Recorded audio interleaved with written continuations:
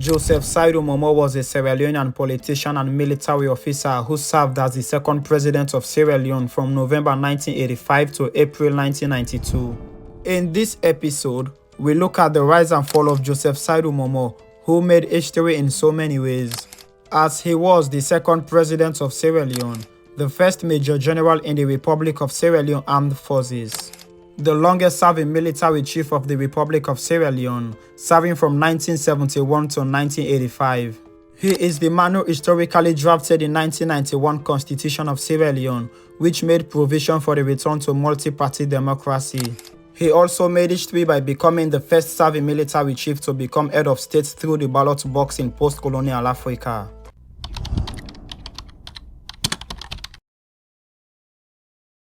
Joseph Saidu Momoh was born on the 26th of January 1937 in Binkolo town located in Safroko Limba Chiefdom Bombali district in northern Sierra Leone.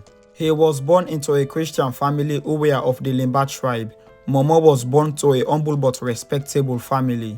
In the early 1940s, the Momoh family migrated to the nation's capital Freetown, settling at Wilberforce. Then Sierra Leone was under the rule of Britain, with Freetown as the colonial seat of power and the interior of the country a protectorate. Colonial policy directed that nearly all major development projects be centralized in Freetown. It was a visionary move by the Momoh family when they settled in the capital. On arrival in Freetown, they were content to reside in Wilberforce, a rural community situated on hills overlooking Freetown. In Wilberforce, the young Joseph Saidu Momoh soon became part of the community as he grew up. The inhabitants in Wilberforce were taken in by this gentle Limba boy from Binkolo, and soon they started considering him not as an outsider, but as an integral part of the community. They eagerly manifested their interest in his development and began playing a significant role in his early upbringing.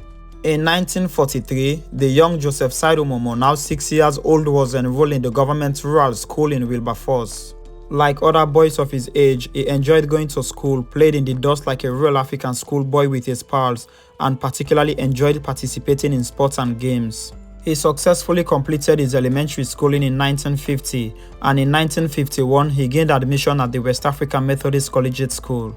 He graduated from the West African Methodist Collegiate School in 1955 after having passed the Cambridge School certificate in the same year. While in school, the young Joseph Saidu Momoh was positively involved in the community life of his adopted home. He was also a staunch member of the Christian community, a regular churchgoer. He attended Sunday school classes and became an active member of the choir. After graduating from the West African Methodist Collegiate School in 1955, Momoh enrolled at the Government Clerk School Technical Institute.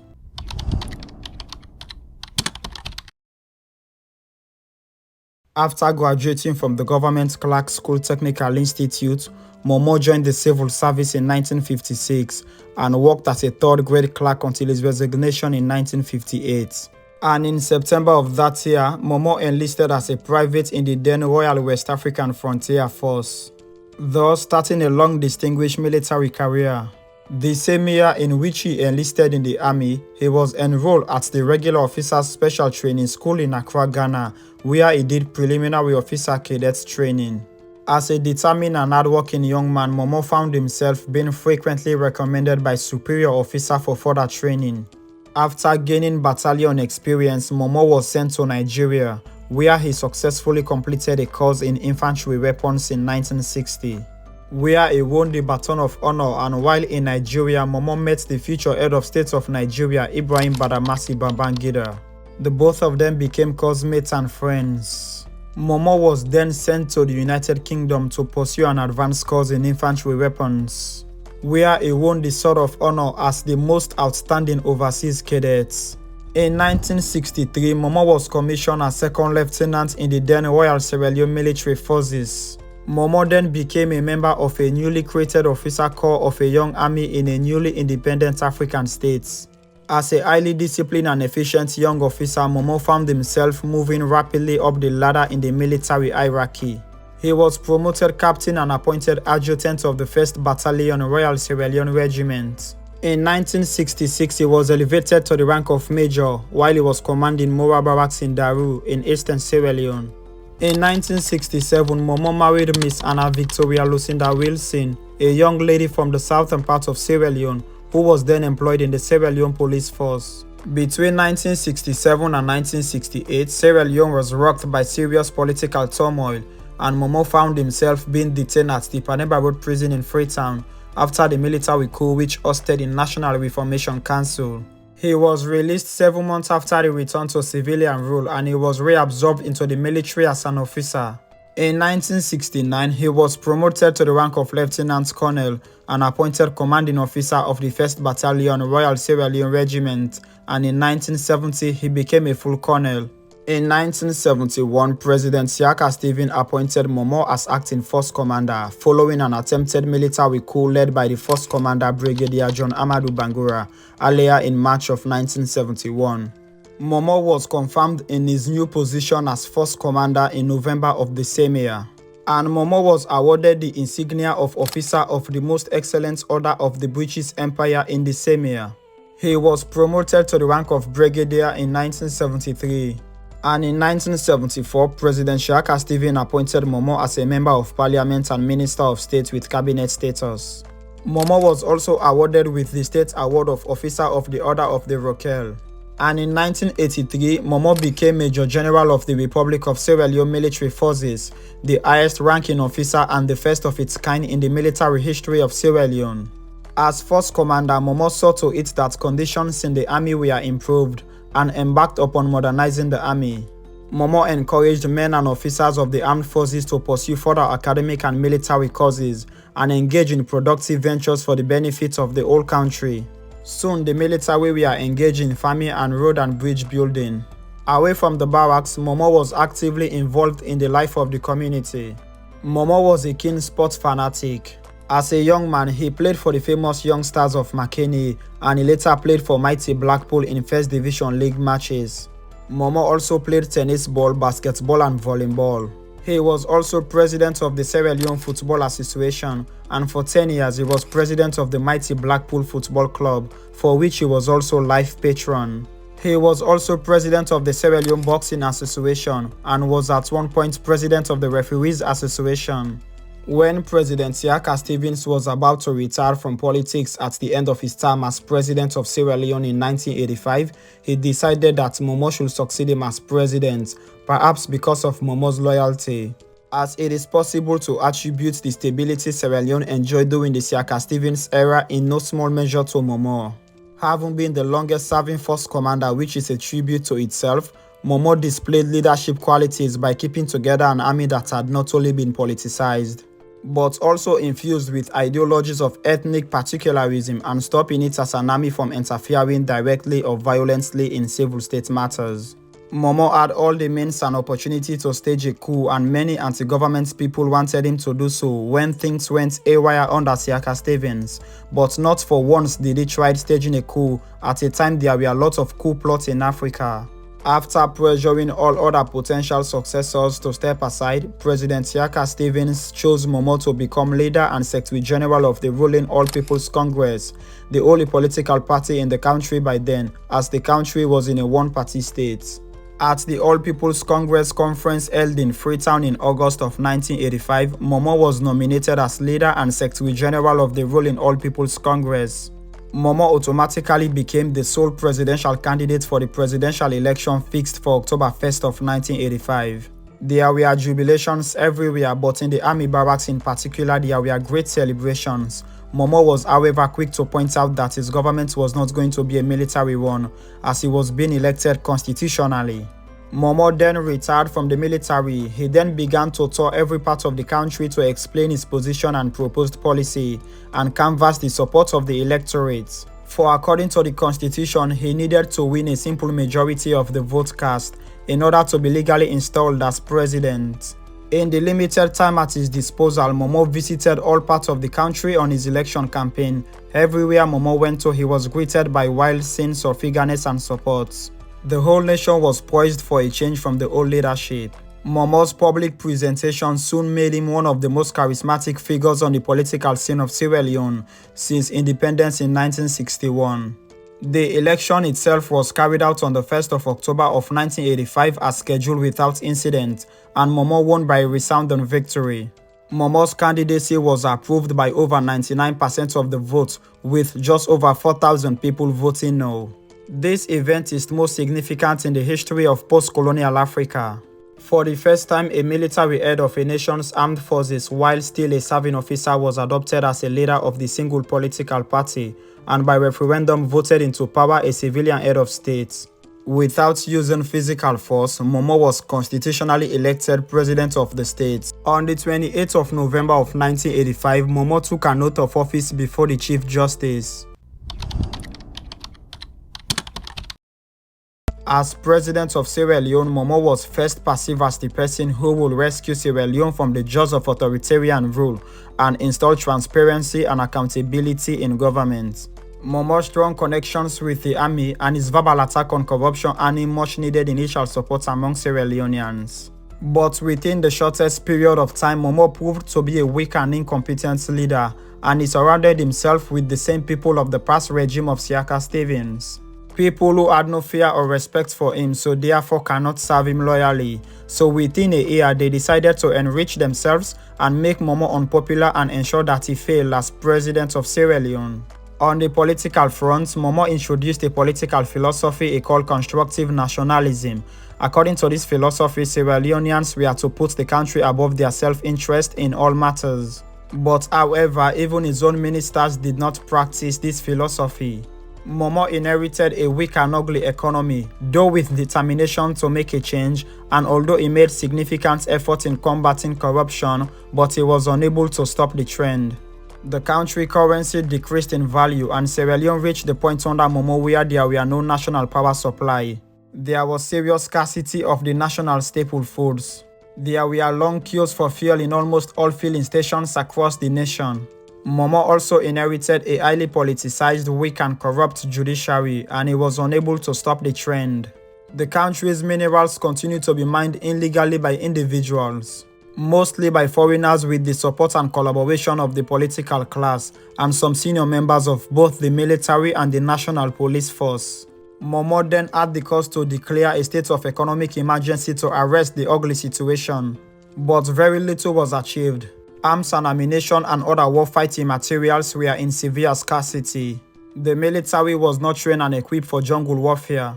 Momo courageously admitted over the BBC Focus on Africa that he had failed the people of Sierra Leone. What an honest gentleman, right? On the 23rd of March 1987, police raided a house in Freetown and reported the discovery of heavy artillery, including rocket launchers. The then Inspector General of the Sierra Leone Police Force, James Bambe Kamara, gave the order to arrest the first Vice President, Francis Mina, and 17 others, accusing them of planning to stage a coup and assassinate Momo.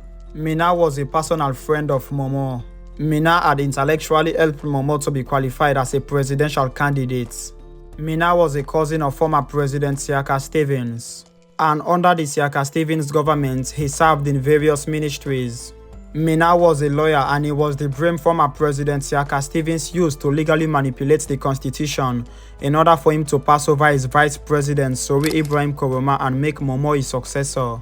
Upon becoming president, Momo appointed Francis Mina as his first vice president, and Momo also appointed another lawyer, Abubakar Kamara, as his second vice president. While Momo did not personally believe that Mina was involved in the plot, he did not want to oppose the Inspector General. Momo did not intervene on behalf of Mina.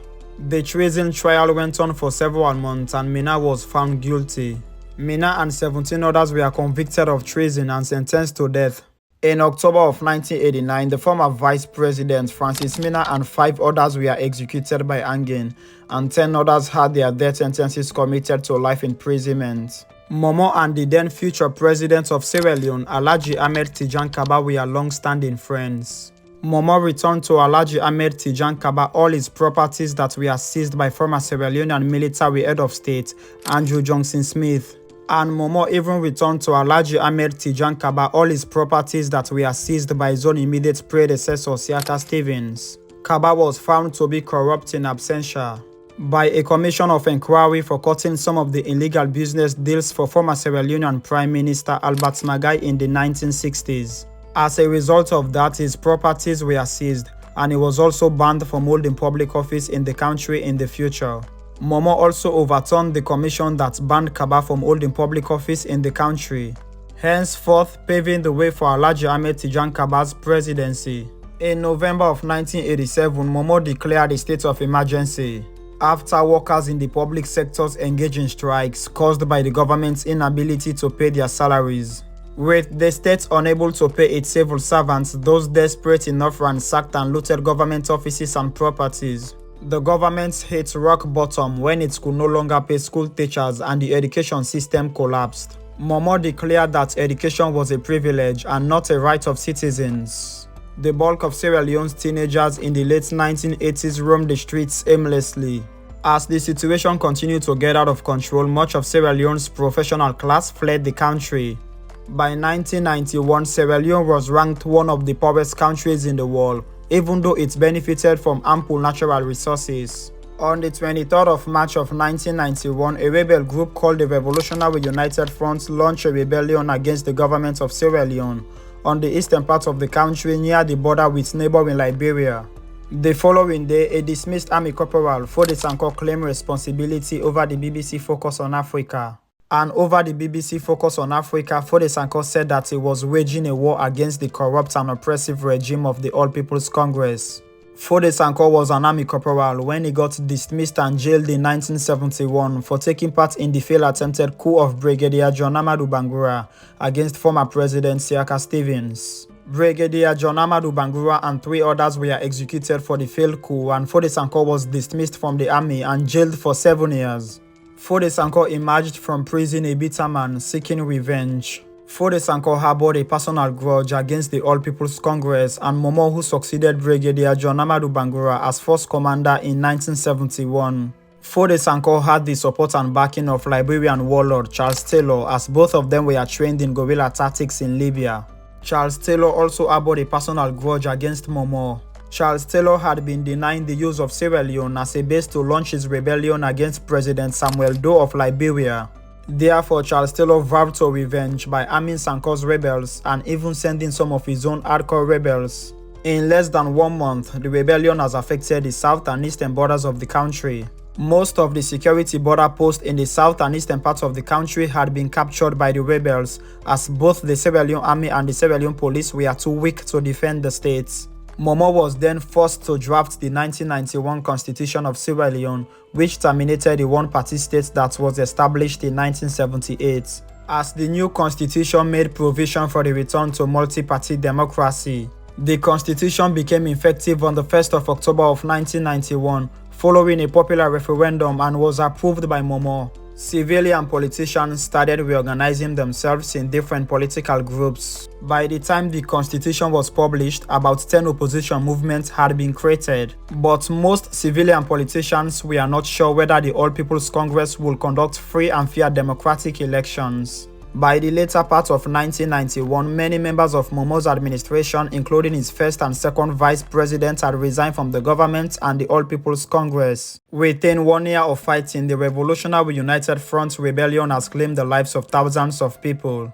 and it also remained in control of large territories in the eastern and southern parts of the country, leaving many villages unprotected. As a result, the Momo regime lost all remaining credibility.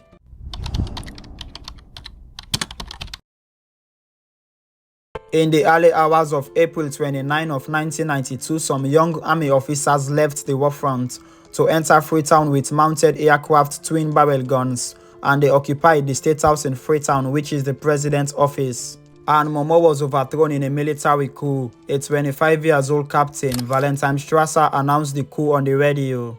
Valentine Strasser justified the coup by referencing the terrible working conditions, unpaid salaries, and lack of government support as they fight the war. Valentine Strasser and his men established the National Provisional Ruling Council, and Valentine Strasser became the youngest head of state in the world at just age 25. The coup was largely popular because many people wanted a change of regime, and it also promised to bring peace to Sierra Leone. Some of Momo's loyal troops wanted to put up a fight in order to keep him in power, but Momo told them that he wanted no blood to be shed just to keep him in power. Momo then fled to neighboring Guinea and sought political asylum, and he was granted political asylum in neighboring Guinea. In December of 1992, 29 people, of whom most were Momo's close associates, were executed in Freetown.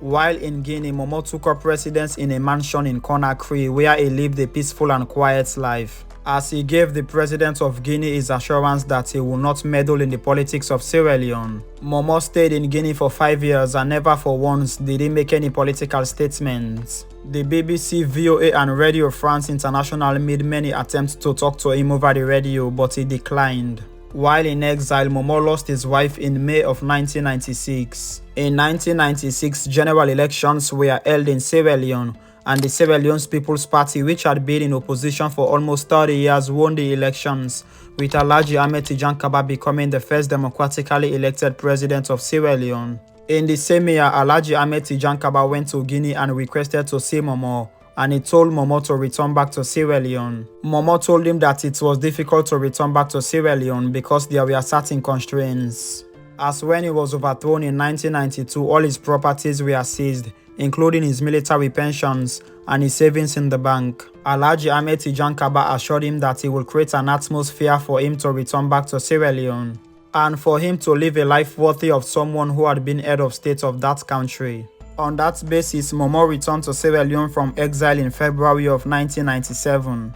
But unfortunately, when Momo got to Sierra Leone, he discovered that Alhaji Ahmed Tijan Kaba and his government have had a change of mind. They went back entirely on what they had said.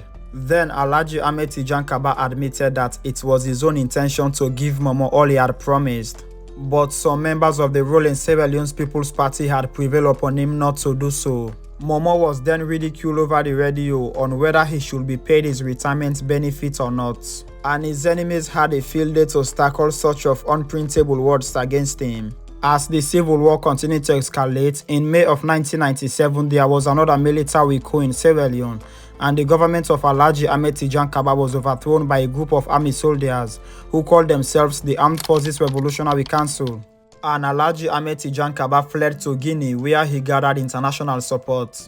The Alhaji Ahmed Tijan Kaba government was reinstated in February of 1998 by the Economic Community of West African States Monitoring Group, and Momo was arrested and taken to prison for allegedly being part of the junta administration, and he was charged with treason together with so many other people.